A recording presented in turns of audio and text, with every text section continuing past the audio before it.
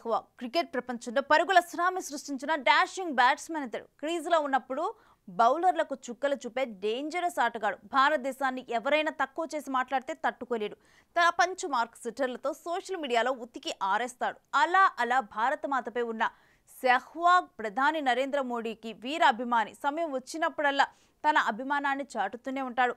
అలాంటి సెహ్వాగ్ మోడీకి వ్యతిరేకంగా పనిచేశాడు. అదేంటో ఇప్పుడు చూద్దాం.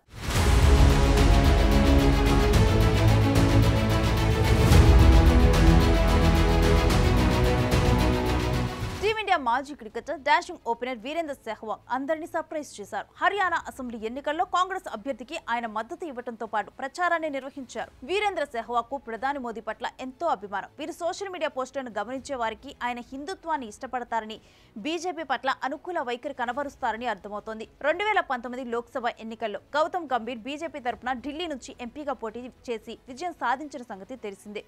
ఆ ఎన్నికల్లో సెహ్వాగ్ను హర్యానాలోని రోహ్తక్ నుంచి బరిలోకి దింపాలని బీజేపీ భావించిందనే వార్తలొచ్చాయి.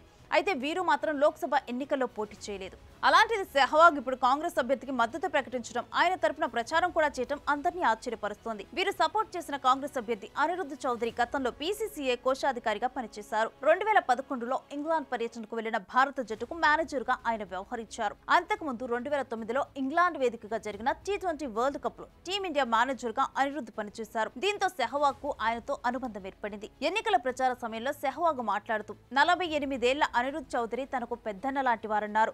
అనిరుద్ధ్ తండ్రి రణబీర్ మహేంద్ర 2004 నుంచి 2005 వరకు బీసీసీఐ అధ్యక్షుడిగా పనిచేశారు.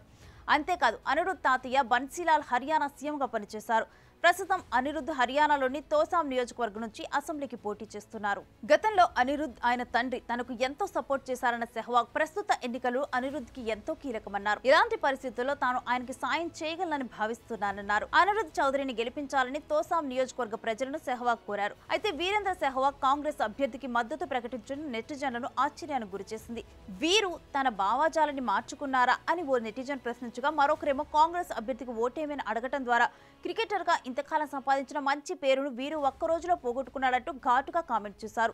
మరొకరేమో తమకు సాయం చేసిన వారికి సాయం చేయడం సంస్కారం, వీరు ది గ్రేట్ అన్నారు. ఏది ఏమైనా సెహ్వాగ్ సర్ప్రైజ్ ఇప్పుడు నెట్టింట పెద్ద దుమారమే లేపుతోంది. దీనిపై మీరేమంటారో కామెంట్ చేయండి.